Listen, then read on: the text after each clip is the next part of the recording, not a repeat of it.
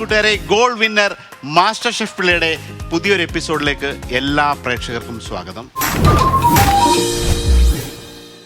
ഇന്ന് സർവ്വലോക തൊഴിലാളികളുടെ ദിനമാണ്. അപ്പം മെയ് ഡേ സ്പെഷ്യലായിട്ട് നമുക്കൊരു സ്പെഷ്യൽ ഗസ്റ്റ് ഉണ്ട്. ശോഭയാണ്. സ്വാഗതം ചെയ്യാം. ശോഭ, നമസ്കാരം. ഇന്ന് മെയ് ഡേ ആയിട്ട് വളരെ സ്പെഷ്യൽ. ശോഭേനെ എനിക്കറിയാവുന്ന ബിഗ് ബോസിന് മുമ്പ് പല പല ഇനിഷ്യേറ്റീവ് വഴി നമ്മൾ അറിയുന്നുണ്ടായിരുന്നു. പല NGOs, പല ആൾക്കാരെ എങ്ങനെയെങ്കിലുമൊക്കെ സഹായിക്കണം എന്നൊക്കെ പറഞ്ഞ് എവിടെയെങ്കിലും എന്തെങ്കിലും കണ്ട് അപ്പോൾ പോയി അതിന് വേണ്ടി ചേരുന്ന ഒരാളാണ്. ഗോവയിലൊക്കെ നമുക്ക് ഒരു റെസ്റ്റോറൻറ്റ്. അപ്പോൾ ഗോവയിൽ ചെന്നപ്പോഴാണ് ഇവർ ചെയ്ത് വെച്ചേക്കുന്ന കുറേ സംഭവങ്ങൾ നമ്മുടെ റെസ്റ്റോറൻറ്റുമായിട്ട് ബന്ധപ്പെട്ട ആൾക്കാർ വരുന്നു. അപ്പം കേരളത്തിലുള്ള ബിഗ് ബോസിലുള്ള ശോഭ ഞാൻ പറഞ്ഞറിയാം അവിടെ എന്താണ് ഗോവയിലൊക്കെ ചെയ്തു വെച്ചിരിക്കുന്നത്. ഗോവയിൽ നമുക്ക് എൽഷദ എന്ന് പറഞ്ഞൊരു NGO ഉണ്ട്. അത് തുടങ്ങിയത് ഒരു മലയാളിയാണ്, മാത്യു എന്ന് പറഞ്ഞ്. ഞങ്ങൾ സ്നേഹത്തോടെ വിളിക്കും. ഡാഡയും ഒരു UK സിറ്റിസൺ മദർ അനീതയും കൂടി തുടങ്ങിയാണ് 30 years ബാക്ക്. പക്ഷെ ഞാൻ അവിടെ ഗോവയിൽ ഒരു സോളോ ട്രാവലറായിട്ട് പോയിട്ട് കുറെ കുട്ടികളെ അവിടെ ഇങ്ങനെ ബീച്ചിലൊക്കെ കണ്ടു. അപ്പം ട്രാഫിക് ചെയ്ത കുട്ടികളാണ്. അപ്പം അങ്ങനെ കുട്ടികളെ റെസ്ക്യൂ ചെയ്യാൻ വേണ്ടിയിട്ടുള്ളൊരു മിഷൻ ആയിരുന്നു. ഇപ്പൊ ഞാൻ ആ NGOയുടെ ട്രസ്റ്റി മെമ്പറാണ്. കേരളത്തിൽ നമുക്ക് വീവേഴ്സ് വില്ലേജ് ഒബ്വിയസ്ലി എന്താ പറയുക ബാക്ക് ബോൺ ആണ്, ഫസ്റ്റ് ബോൺ ആണ്. അപ്പം വീവേഴ്സ് വില്ലേജ് നമ്മൾ കൈത്തറി ഒബ്വിയസ്ലി നമ്മൾ നെയ്ത്തുകാർക്ക് വേണ്ടിയിട്ടും ട്രൈബൽസിന് വേണ്ടിയിട്ടും ആർട്ടിസൻസിന് വേണ്ടിയിട്ടും സ്റ്റാർട്ട് ചെയ്ത ഒരു ഇനിഷ്യേറ്റീവാണ്. സോഷ്യൽ എന്റർപ്രൈസ് ആണ് അത്. It's been 13 years now. പിന്നെ ഭൂമിക എന്ന് പറഞ്ഞ NGO നമ്മൾ ഫ്ലഡിന്റെ സമയത്ത് തുടങ്ങിയതാണ്. അത് നമ്മൾ അൺബോർഡ് ട്രിവാൻഡ്രം എന്ന് പറഞ്ഞ് തുടങ്ങി. പിന്നെ അത് വീട് കെട്ടിക്കൊടുക്കണം എന്നൊരു ഇത് വന്നപ്പോഴത്തേക്ക് ഞങ്ങൾ അതൊരു രജിസ്റ്റേർഡ് NGO ആക്കി. അങ്ങനെ 10 വീട് ആലപ്പുഴ കെട്ടി. ഇപ്പോൾ നമ്മൾ ഒരു അവാർഡൊക്കെ നാഷണൽ അവാർഡൊക്കെ കിട്ടിയിട്ടുണ്ട്. ലോ കോസ്റ്റ് ബഡ്ജറ്റിൽ വെച്ചിട്ടുള്ള വീടിനൊരു അവാർഡൊക്കെ കിട്ടിയിട്ടുണ്ടായിരുന്നു, നാഷണൽ അവാർഡ്. ഓക്കെ, ഇന്ന് ഫസ്റ്റ് നമ്മൾ കുക്ക് ചെയ്യുന്ന ഒരു വാഴപ്പൂ, ബനാന ബ്ലോസം പൊറിയൽ. ഓക്കെ, അപ്പോൾ ഒരു സിമ്പിൾ ഡിഷാണ്. വളരെ റീസെന്റ് ആയിട്ട് നമ്മൾ രണ്ടുപേരും ഒരിടത്തുണ്ട്, പക്ഷെ 5 മിനിറ്റ് വ്യത്യാസം മാറിപ്പോയി. ഇവരുടെ എല്ലാം അഖിൽമാരാർ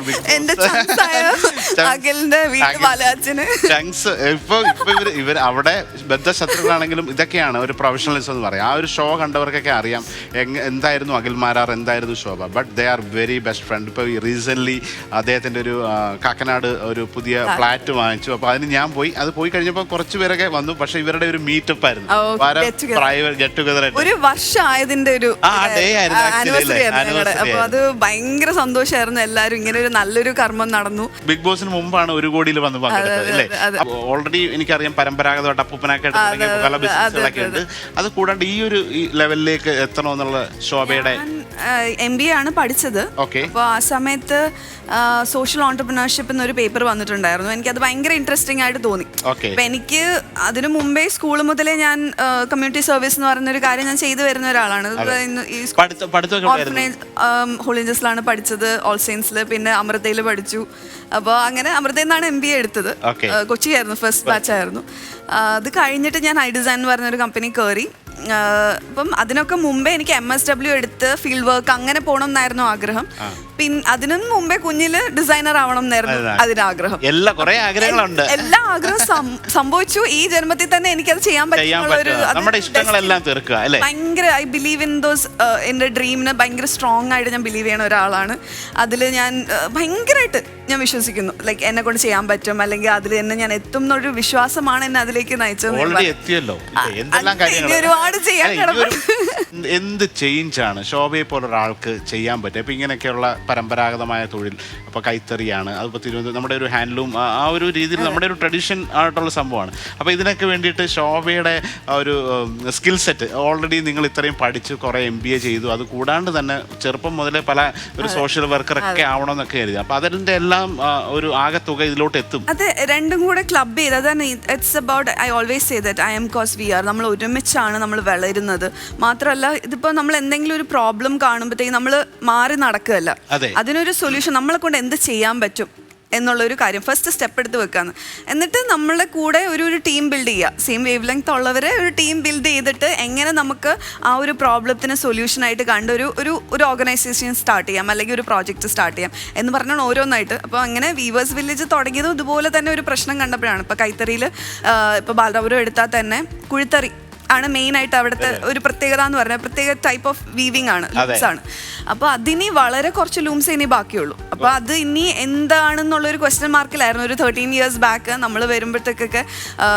ഇനി എന്താ ഒരു സാരി സെറ്റുമുണ്ട് അങ്ങനെ ഒരു ട്രഡീഷണൽ വെയർ മാത്രമായിരുന്ന ഒരു കൈത്തറീനെ ഒരു എവറി ഡേ വെയർ ആക്കി മാറ്റാൻ പറ്റിയത് ഒരു നമ്മളൊരു ടീം എഫേർട്ട് തന്നെയായിരുന്നു. അപ്പോൾ പിന്നെ അതുപോലെ തന്നെ വെഡിങ്സ് മാത്രമല്ല, ഇനി എല്ലാ ഏജ് ഗ്രൂപ്പിനും ഹാൻഡ്ലൂം ഫോർ ഓൾ എന്നുള്ളൊരു കാര്യം നമുക്ക് ചെയ്യാൻ പറ്റി. ഇതിന്റെ ഓപ്പർച്യൂണിറ്റി എന്താണ് ഇനി? വലുതാണ്. ബിക്കോസ് എനിക്ക് തോന്നുന്നു കോവിഡിന് ശേഷം അതുപോലെ തന്നെ ഫ്ലഡിന് ശേഷം, ആ ഫ്ലഡിന്റെ സമയത്താണ് എല്ലാവരും കൈത്തറീനെ പറ്റി കുറച്ചുകൂടെ അറിഞ്ഞു തുടങ്ങിയത്. ഇപ്പം ഗവൺമെന്റിന്റെ സൈഡിൽ, ഇപ്പോൾ സെൻട്രൽ ഗവൺമെന്റിനായാലും സ്റ്റേറ്റ് ഗവൺമെന്റിന്റെ സൈഡിൽ നിന്നായാലും കൈത്തറീനെ സപ്പോർട്ട് ചെയ്തുകൊണ്ട് ഒരുപാട് അവയർനെസ് ക്യാമ്പയിൻസ് ഇറങ്ങിയിട്ടുണ്ട്. അപ്പം ഇപ്പം എല്ലാവരിലും എത്തി, ഓക്കെ ഇത് നമ്മുടെ ട്രഡീഷണൽ ഇതാണ്, നമ്മളതിനെ ഇത് ചെയ്യണം, ഒരു കോൺഷ്യസ് ബൈയിങ്ങിനെ കുറിച്ച് ആൾക്കാർ ഇപ്പോൾ അവെയർ ആയി തുടങ്ങിയിട്ടുണ്ട്. അപ്പോൾ അതിൻ്റെ ഒരു അഗൈൻ നമുക്ക് കോൺട്രിബ്യൂട്ട് ചെയ്യാൻ പറ്റി എന്നുള്ളൊരു കാര്യം ഭയങ്കര സന്തോഷം. എനിക്ക് ഭയങ്കര ഇഷ്ടമുള്ളൊരു സംഭവമാണ് കേട്ടോ cooking. It's an art and you are an artist. ആ ഒരു കാര്യം പറയുമ്പോൾ പക്ഷെ എനിക്ക് ഒട്ടും തിന്നാൻ മാത്രമേ എന്നെ കൊണ്ട് താല്പര്യം പറ്റാത്ത കാര്യം. നമ്മൾക്ക് ഈ പലർക്കും ഒരു ഒരു ഇതുണ്ടല്ലോ, സ്ട്രെങ്ത് ഉണ്ടല്ലോ. ആകെ കൂടെ എനിക്ക് കഞ്ഞിയും പയറും അല്ലാതെ അറിയില്ല. പിന്നെ സ്കൂൾ കോളേജിലായിരുന്നപ്പോഴത്തേക്ക് പിന്നെ പട്ടിണിയായി പോകുന്നുള്ളതുകൊണ്ട് മാഗി ഉണ്ടാക്കാൻ അറിയാം, മുട്ട ഉണ്ടാക്കാൻ അറിയാം, അങ്ങനെ ചെറിയ ചെറിയ ചെറിയ കാര്യങ്ങൾ മാത്രം. എനിക്ക് ഭയങ്കര ഇഷ്ടമുള്ളത് ഹോം ഫുഡ്, അമ്മയുടെ ഫുഡാണ് എനിക്കിഷ്ടം. കഞ്ഞി പയറ്. എവിടെയൊക്കെ ട്രിവാൻഡ്രത്ത് എവിടെയൊക്കെ കഞ്ഞി പയറ് കിട്ടുമെന്ന് ചോദിച്ചാൽ ഞാൻ പറഞ്ഞു തരും. പഴങ്കഞ്ഞി ഇതൊക്കെയാണ് എനിക്ക് ഇഷ്ടം. പിന്നെ അമ്മ ഉണ്ടാക്കണം. അമ്മ എന്ന് പറഞ്ഞാൽ അമ്മമാർ. എല്ലാ ഫ്രണ്ട്സിന്റെ വീട്ടിൽ പോലും ആദ്യം ഞാൻ പോകുന്ന കിച്ചണിലോട്ടാണ്. പിന്നെ പിക്കിള്.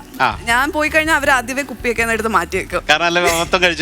ഒറ്റയടിക്ക് ഇരുന്ന് ഞാൻ എല്ലാ പിക്കിളും ഭയങ്കര ഇഷ്ടമാണ്. പിന്നെ ഇതുപോലത്തെ തന്നെ നാടൻ സംഭവങ്ങള്, ഫിഷ്. പ്യോർ വെജിറ്റേറിയൻ ആയിരുന്നു ഞാൻ. അതിൽ നിന്ന് ഞാൻ പിന്നെ ചിക്കനും മട്ടൻ കഴിച്ചിട്ടില്ല, മട്ടനും ബീഫും കഴിച്ചിട്ടില്ല. പക്ഷെ ഫിഷ് എന്ന് പറഞ്ഞാൽ ഭയങ്കര ഇഷ്ടമാണ്. വെജിറ്റേറിയൻ ആയിട്ട് എത്ര നാളെ പ്രാക്ടീസ് ചെയ്തു? കുറെ കാലം ഞാൻ വെജിറ്റേറിയൻ ആയിരുന്നു. പ്യോർ വെജിറ്റേറിയൻ ആയിരുന്നു. Like A vegan or just vegetarian? Vegan അല്ലായിരുന്നു, വെജിറ്റേറിയൻ ആയിരുന്നു.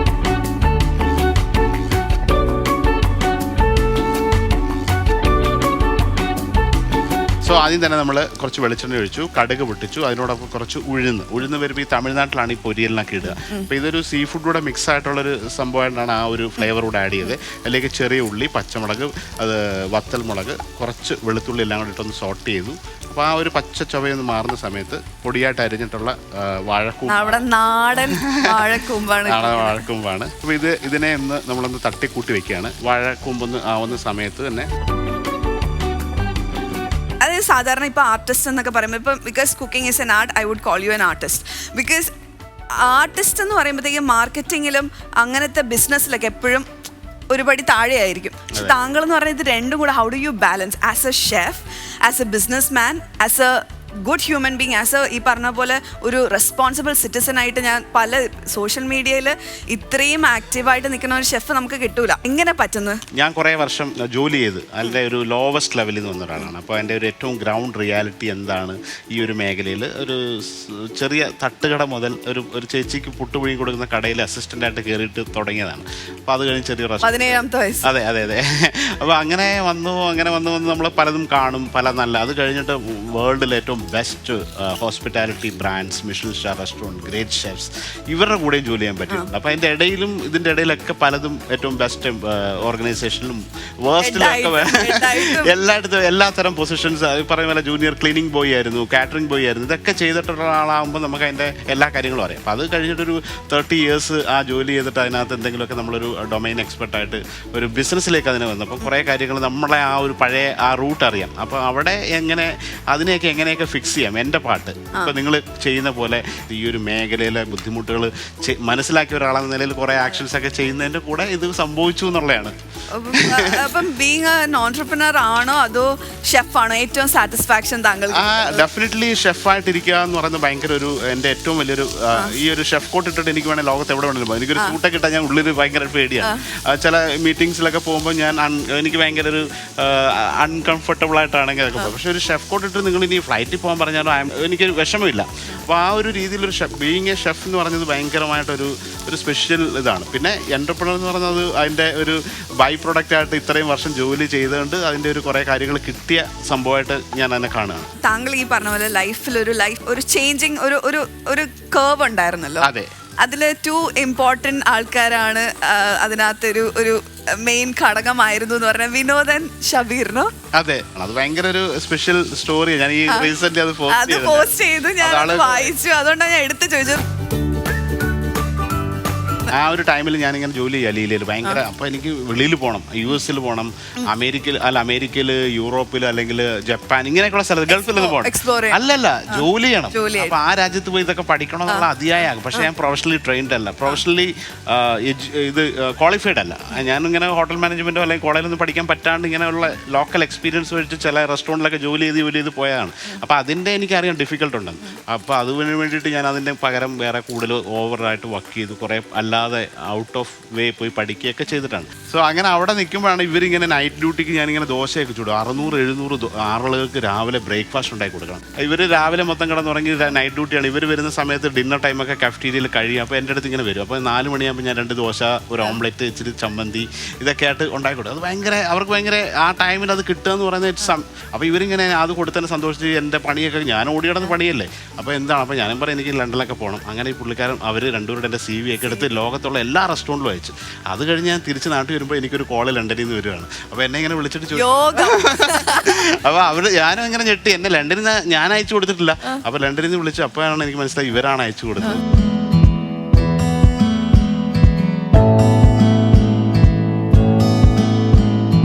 ഇതിന്റെ ഫേവറേറ്റ് ഫിഷ് ആണ് സ്ക്വിഡ്. ആണോ? Prawns, sea food, shell fish എല്ലാം ഭയങ്കര ഇഷ്ടമാണ്.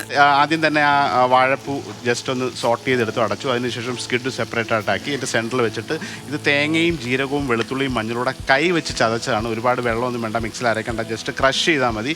അപ്പോൾ ആ ഒരു ടെക്സ്ചറിൽ നമുക്ക് ആ തോരൻ പൊരിയുന്നത് ആ തേങ്ങയുടെ ബൈറ്റ് കിട്ടാൻ വേണ്ടിയിട്ടാണ് അങ്ങനെ ചെയ്യാം.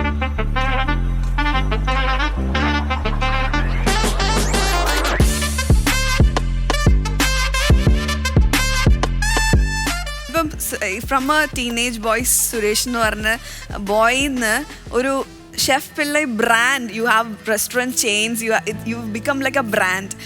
എന്തെങ്കിലും റിഗ്രറ്റ് ഉണ്ടോ ലൈഫിൽ, ലൈക്ക് എപ്പോഴെങ്കിലും ഈ ഒരു ജേർണിയിൽ? സീറോ. എനിക്ക് ഭയങ്കര സീറോ റിഗ്രറ്റ്സ് അല്ല, എനിക്കെല്ലാം ഇത് ബ്ലെസ്സിങ്സ്. ഞാൻ വന്നത് ഒരു നോർമൽ ഒരു ഐലൻഡ് ബോയ്, സ്കൂളിംഗ് മാത്രം ചെയ്യാൻ പറ്റി, കോളേജ് പഠിക്കാൻ പറ്റാത്ത ഒരു സാധാരണ ഒരു ഫാമിലി കോളേജ് ഇല്ലേ. അതെ. അപ്പൊ ആ ഒരാൾക്ക് കിട്ടേണ്ട കുറെ സൗഭാഗ്യങ്ങളുണ്ട് അല്ലേ, ആ ഒരു ലെവൽ. ഒരു അയാള് ചിലപ്പോൾ ഒരു ജോലി വേണേ കഷ്ടപ്പെട്ട് പഠിക്കും. പക്ഷെ അതൊക്കെ നോക്കി എന്നെ സംബന്ധിച്ച് എനിക്ക് കിട്ടിയതെല്ലാം എക്സ്ട്രാ ഓർഡിനറി ബ്ലെസ്സിങ്സ് ആണ്. ശോഭ ചോദിച്ച പോലെ ഒരുപാട് ആൾക്കാരുണ്ട്. എൻ്റെ പേഴ്സണലായിട്ട് ഒരുപാട്. ഇപ്പോൾ ഈ വിരാട് കോഹ്ലിയൊക്കെ വന്ന് രാവിലെ കഴിച്ച സദ്യ വീണ്ടും വേണം, നെക്സ്റ്റ് ടൈം വീണ്ടും വന്നപ്പോൾ അതൊക്കെ വേണമെന്ന്. അതൊരു ഭയങ്കര എനിക്ക് ഒരു മലയാളിയെ സംബന്ധിച്ച് ഇപ്പോൾ നല്ലൊരു ഊണ് കൊടുത്തിട്ട്, ഇപ്പോൾ ശോഭയ്ക്ക് നല്ലൊരു മീൻകറി കൊടുത്തിട്ട് നല്ലതെന്ന് പറഞ്ഞാൽ ഓക്കെയാണ്. പക്ഷെ ഇത് അറിയാത്ത ഒരാൾക്ക് കൊടുത്തിട്ട് അയാൾക്ക് അത് ഭയങ്കര എക്സൈറ്റഡ് ആയിട്ട് അത് മൾട്ടിപ്പിൾ ടൈം വേണം, വീണ്ടും വരുമ്പോൾ അത് കഴിക്കും. അതുപോലെ ഈ റീസെൻ്റ്ലി ക്രിസ് ഗെയിൽ വന്നപ്പോൾ നമ്മൾ കുറേ ഫുഡ് ഒരു തവണ കൊടുക്കാൻ കാണാൻ പറ്റുള്ളൂ. എവറി ഇയർ ബർത്ത്ഡേക്ക് എന്നെ വിളിക്കും. എനിക്ക് വീഡിയോ മെസ്സേജ് ആയിട്ട് hello chef your fish still ഓർക്കുമെന്നൊക്കെ പറഞ്ഞു. അതൊക്കെ ഭയങ്കര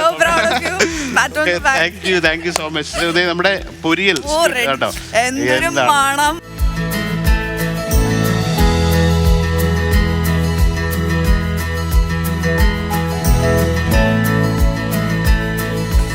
ഇതിൻ്റെ ജലാംശമൊക്കെ വറ്റി കറക്റ്റായിട്ട് അതൊരു ഡ്രൈ വേർഷനിൽ ഇതൊരു സാലഡ് പോലൊക്കെ നമുക്ക് വേണേൽ കഴിക്കാൻ. ശോഭയുടെ എന്താണ് നെക്സ്റ്റ് 5 years ഗോൾ? എന്ത് മാറ്റം? അല്ല, അത് നമ്മൾക്ക് അറിയുമ്പോഴാണല്ലോ നമുക്കൂടെ പലതും ചെയ്യാൻ പറ്റുക. ഞാൻ പറഞ്ഞില്ല, ഓരോ പ്രോഡക്ട്സ് ആയിട്ട് ഈക്കോ ഫ്രണ്ട്ലി സസ്റ്റൈനബിൾ ആയിട്ട് പ്രോഡക്ട്സ് കേരളത്തിന് ഇൻട്രൊഡ്യൂസ് ചെയ്യണമെന്നുണ്ട്, സൗത്ത് ഇന്ത്യയിൽ ഇൻട്രൊഡ്യൂസ് ചെയ്യണമെന്നുണ്ട്. ഇപ്പോൾ നമ്മൾ ഇനി വർക്ക് ചെയ്യാൻ പോകുന്നത് ബാം ബ്രഷ് എന്ന് പറഞ്ഞിട്ടൊരു പ്രോഡക്റ്റ് ആണ്. Bamboo brush. സോ നമ്മുടെ വാഴപ്പൂ കണവ പൊരിയൽ റെഡിയാണ്. ഇതിന്റെ ഇംഗ്ലീഷ് പേരാണ് ബനാന ബ്ലോസം സ്ക്യൂട്ട് പൊരിയൽ. ആദ്യം തന്നെ വെളിച്ചെണ്ണ ഒഴിച്ച് നമ്മൾ കടുകും ഉലുവയും കൂടെ പൊട്ടിച്ചു, ചെറിയ ഉള്ളി, കുറച്ച് വെളുത്തുള്ളി, പച്ചമുളക്, കറിവേപ്പിലൊക്കെ ഇട്ടിട്ടാക്കിയിട്ട് പൊടിയായിട്ട് അരിച്ച വാഴപ്പ് ഒന്ന് സോട്ട് ചെയ്തു. എൻ്റെ സൈഡിൽ ഇട്ടിട്ട് പിന്നെ അതൊന്ന് ഒതുക്കിയതിന് ശേഷമാണ് സ്ക്യൂട്ട് ഒന്ന് ജസ്റ്റ്, വേറെ മസാല ഒന്നുമില്ല, ജസ്റ്റ് ഒന്ന് സ്റ്റീം ചെയ്തു. പിന്നീട് എൻ്റെ സെൻറ്ററിൽ ദം ആക്കാൻ വേണ്ടിയിട്ടാണ്. അപ്പോൾ ആ തേങ്ങയും ജീരകവും വെളുത്തുള്ളിയും മഞ്ഞളൂടെ ചതച്ച തേങ്ങയാണ്. കറിവേപ്പില, യെസ്, ലോട്ട്സ് ഓഫ് കറിവേപ്പില നമ്മൾ വാരി അങ്ങ് വെതറും.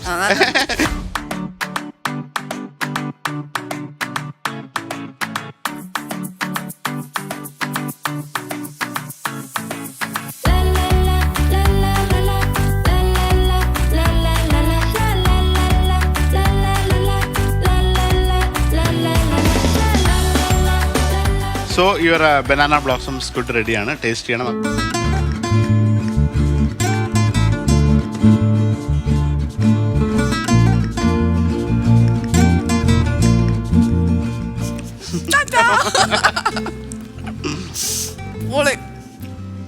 Thank you so much. ഇതൊരു നേരത്തെ പറഞ്ഞ പോലെ ഒരു സിമ്പിൾ ഹമ്പിൾ ഒരു ഹെൽത്തി ഡിഷാണ്. നിങ്ങളുടെ വീട്ടിലൊക്കെ ഉള്ള സെയിം ഇൻഗ്രീഡിയൻസ് ഈ കണവ കിട്ടുവാണെങ്കിൽ ഇങ്ങനെ ഒരു തവണ ട്രൈ ചെയ്ത് നോക്കുക. ഉറപ്പായിട്ടും അല്ല ഇനിയിപ്പോൾ കണവ കിട്ടിയില്ലെങ്കിൽ ചെറിയ പ്രോൺസ് ചെമ്മീൻ ഇതുപോലെ തന്നെ വെച്ച് ചെയ്യാം. ഒന്നും പറയാനില്ല. Thank you so much.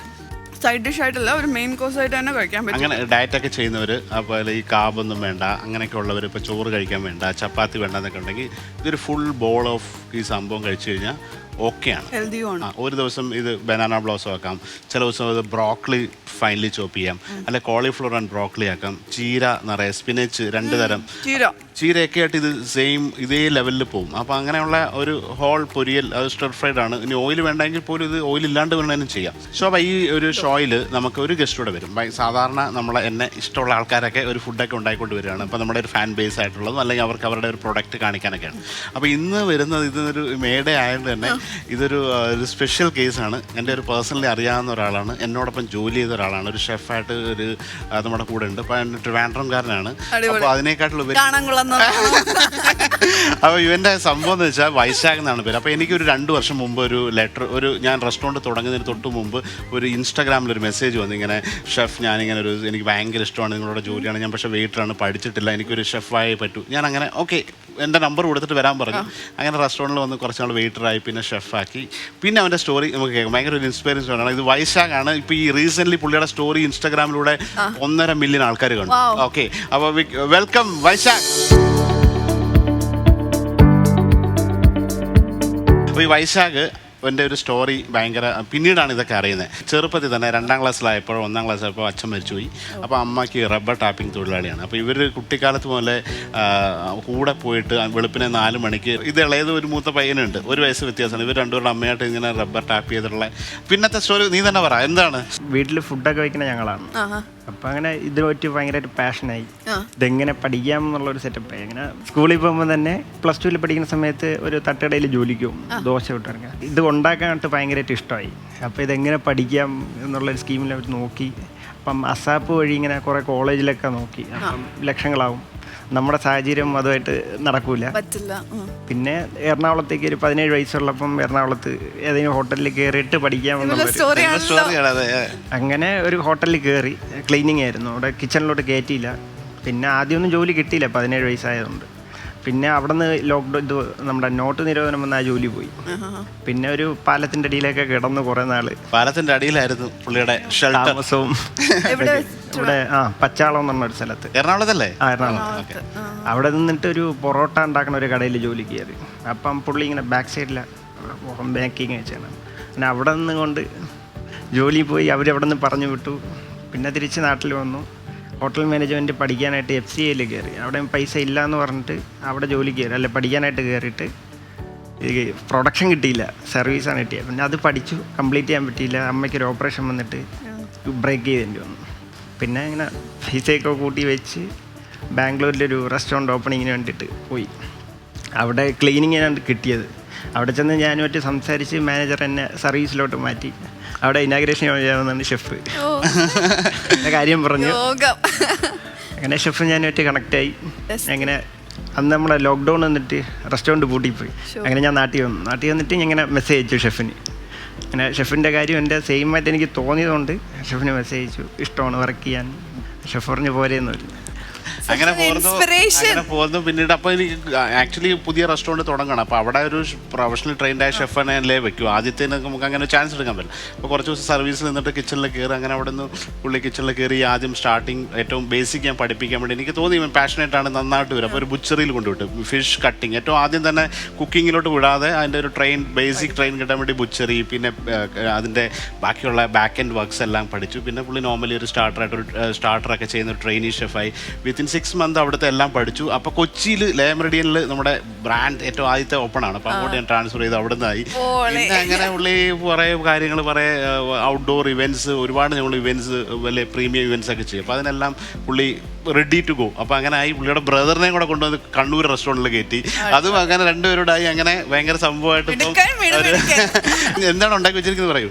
Stuff ചെയ്തേക്കുന്നതാണ്. ഇത് സീ ഫുഡാണ്, സീ ഫുഡ് കട്ട്ലറ്റ് ആണ്. ഓക്കെ, സീ ഫുഡ് കട്ട്ലറ്റും. ഇത് ഇത് നമ്മുടെ യോഗട്ടാണ്. യോഗട്ടും നമ്മുടെ ചില്ലിയും കൂടെ അടിച്ച് പേസ്റ്റ് ചെയ്തിട്ട് ഇതിനകത്താണ് സ്റ്റഫിങ് ഉള്ളത്. തുറന്നോ? അയ്യോ, ഇത് പിടിച്ചോ. ഒരു സ്പൂൺ. ഇത് മൊത്തം നിങ്ങൾക്കുള്ളതാണ്. എനിക്ക് മാത്രം. ഓക്കെ, അത് വേണം. ഇത് ക്രാബ് മീറ്റ് ആണോ അതിൻ്റെ ഉള്ളിൽ? ക്രാബും പ്രോൺസ് ഉണ്ട്, ഫിഷ് ഉണ്ട്. ഓക്കെ, നെയ്മീനും ചെമ്മീനും ഞണ്ടിറച്ചിയും വേറെ എന്താണ്? പിന്നെ അതിന്റെ ബ്രെഡ് ബട്ടറിൽ ചോപ്പ് ചെയ്തിട്ട് ബട്ടറിൽ സോട്ട് ചെയ്ത് മിക്സ് ചെയ്തിരിക്കുന്നത്. അതിന്റെ സ്റ്റഫിങ് കട്ട് കഴിക്കട്ടെ. ഇത്തിരി എനിക്ക് തരണേ. ഓക്കെ,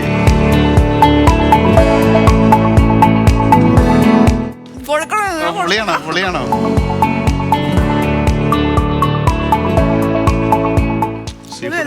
അടിപൊളി, അടിപൊളി, അടിപൊളി, സൂപ്പർ.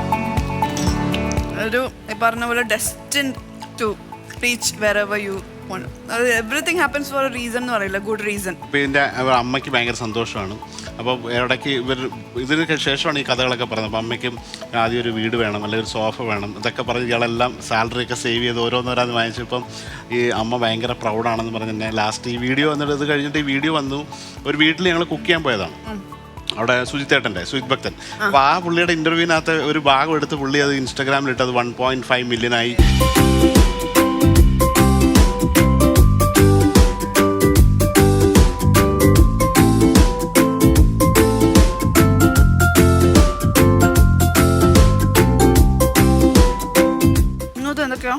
സീ ഫുഡാണ്, സീ ഫുഡ് കട്ട്ലറ്റ് ആണ്. ഞാൻ കുക്ക് ഒന്നുമല്ല, എനിക്ക് ആ പ്രതീക്ഷ തൊട്ടേ ഞാൻ പോകാറില്ല. പക്ഷെ ഇത് എന്തായാലും ഞാൻ ഉണ്ടാക്കി നോക്കും. അടിപൊളി. എൻ്റെ ഫ്രണ്ട്സിനും ഉണ്ടാക്കി കൊടുക്കും അല്ലേ? തീർച്ചയായിട്ടും ഒരു ഇൻസ്പിറേഷനാണ് ഇപ്പം. സോ ഇതൊരു ഇൻസ്പയറിംഗ് സ്റ്റോറി ആയിട്ടാണ് വൈശാഖ് വന്നത്. അപ്പോൾ നിങ്ങളുടെയൊക്കെ ഉള്ളിൽ ഇതുപോലെ ആഗ്രഹങ്ങളൊക്കെ ഉണ്ടാവും, പക്ഷേ പല കഷ്ടപ്പാടുണ്ടാവും. നമ്മളൊക്കെ വിചാരിക്കും ഗിവ് അപ്പ് ചെയ്തിട്ട് അയ്യോ ഇത് പറ്റില്ല എന്നൊക്കെ പറയും. അപ്പോൾ ഈ വൈശാഖ് ചെയ്തത് ആ ഒരു ഷെഫ് ആവണം എന്നുള്ളൊരു ആഗ്രഹം കൊണ്ട് പുള്ളി തട്ടുകടയിൽ പോയി ജോലി ചെയ്തു, പാലത്തിൻ്റെ അടിയിൽ നിന്നു, പലയിടത്തും ശമ്പളം കിട്ടാണ്ട് വർക്ക് ചെയ്തു, പലയിടത്തും ജോലിക്ക് പോയിട്ട് എല്ലായിടത്തും റിജക്റ്റ് ചെയ്തു. ബട്ട് പിന്നെയും ട്രൈ ചെയ്തുകൊണ്ടേയിരുന്നു. ബട്ട് എൻഡിൽ എന്താണ് സംഭവിച്ചത്? കറക്റ്റ് റൈറ്റ് ആയിട്ടുള്ളൊരു ടൈമിൽ എത്തുന്നു, അത് ജോലി ചെയ്യുന്നു. പിന്നെ പിന്നീട് ഒരു ചാൻസ് മാത്രം നമ്മൾ കൊടുത്തിട്ടുള്ളൂ. ബാക്കിയൊക്കെ അതിനുശേഷം എഫേർട്ട് കണ്ടിന്യൂസ് ആയിട്ട് ഇട്ടുകൊണ്ടാണ് പുള്ളി ഒരു 5-star ഹോട്ടലിലെ ഒരു വലിയൊരു ബ്രാൻഡിൽ, അത് കൂടാണ്ട് ഒരുപാട് ഹയാത്ത് അല്ലെങ്കിൽ ഹിൽട്ടൺ, ഇവിടെയൊക്കെ സ്പെഷ്യൽ പോപ്പപ്സ്, നമ്മുടെ റെസ്റ്റോറൻറ്റുമായിട്ട് പോപ്പപ്സ് ഒക്കെ വരും. എന്തെങ്കിലും പറയാനുണ്ടോ? അങ്ങനെ ഈ മൊമെന്റിൽ എന്താ ഷെഫിനോട് പറയാനുള്ളത്? ഷെഫായിട്ട് തന്നെ ഇരിക്കുക, ഈ പ്രോപ്പർട്ടീൻ്റെ ഏറ്റവും മുകളിലെത്തുക എന്നുള്ളതാണ് ഷെഫിൻ്റെ കൂടെ. അപ്പോൾ അങ്ങനെയുള്ള ഒരാളാണ്. അപ്പോൾ നിങ്ങളും ഇതുപോലൊക്കെ ആഗ്രഹങ്ങളൊക്കെ ഉണ്ടെങ്കിൽ ആഗ്രഹങ്ങൾ മനസ്സിൽ വെക്കാതെ അതിന് വേണ്ടിയിട്ട് എഫർട്ട് ഇടുക. താങ്ക് യു സോ മച്ച് ശോഭ. ഒരുപാട് സന്തോഷം. ഇങ്ങനെ ഒരാളെ ഒരു മേഡയിൽ ഒത്തിരി പേർക്ക് തൊഴിലൊക്കെ കൊടുക്കാനും വേണ്ടിയിട്ട് എൻ്റർപ്രണർ അതിന് വേണ്ടി ഏത് അറ്റം വരെ പോകാൻ വേണ്ടിയിട്ടാണ്. അപ്പോൾ ഇന്നത്തെ ഡേ ഒരു സ്പെഷ്യലാണ്. അതുകൊണ്ടാണ് വൈശാഖും വന്നത്. വലിയൊരു മേഡയിൽ ഇന്ത്യനെ പ്രൗഡ് ആക്കണമെങ്കിൽ നമ്മളൊരു ഓൺട്രപ്രണർ ആവുക, അതിലേക്ക് നമുക്ക് കൂടുതലുള്ളവർക്ക് അല്ലെ എല്ലാവർക്കും തൊഴിൽ കൊടുക്കാൻ പറ്റട്ടെ എന്നുള്ളൊരു കാര്യമാണ്. ബി എ ലീഡർ എന്നുള്ളൊരു കാര്യം. അപ്പോൾ വീണ്ടും സന്തോഷം. അപ്പോൾ വൈശാഖിനെ പോലെ വൈശാഖിന് ഇനിയും ഭയങ്കര ഒരു ഓപ്പർച്യൂണിറ്റി മുന്നോട്ടേക്കാണ്. ഒത്തിരി ജേർണി ഇനിയുണ്ട് ഷെഫ് എന്ന കാറ്റഗറിയിൽ. അപ്പോൾ ഒരു ബേസ് ലെവലിൽ ഈ ലെവലിലൊക്കെ എത്തി. അപ്പോൾ ഇനി അവനും ഒരു വലിയൊരു ഭാവി മുന്നിലുണ്ട്. അപ്പോൾ ശോഭയുടെ ആഗ്രഹം പോലെ നല്ല സിനിമകളിലേക്ക് വരുന്നു. അതുകൂടാണ്ട് പറഞ്ഞ പുതിയ പ്രൊജക്റ്റുകളെല്ലാം വരുന്നു. ഒരുപാട് പേർക്ക് ഒരു മീനിങ് ഫുൾ ആയിട്ടുള്ള ഒരു ഡിഫറൻസ് അവരുടെ ലൈഫിൽ ഉണ്ടാക്കാൻ പറ്റുന്ന ഒരാളായിട്ട് വരട്ടെ. So thank you so much both of you. Gold winner master chef പിള്ളയുടെ ഒരു എപ്പിസോഡ് ഇവിടെ തീരുകയാണ്. ഇതുപോലുള്ള സ്പെഷ്യൽ കഥകളൊക്കെ ആയിട്ട് ഞങ്ങൾ വീണ്ടും വരും. അപ്പോൾ നമുക്ക് എല്ലാവർക്കും കൂടെ ചേർന്നിട്ടൊരു താങ്ക് യു സോ മച്ച് പറയാം. Thank you so much.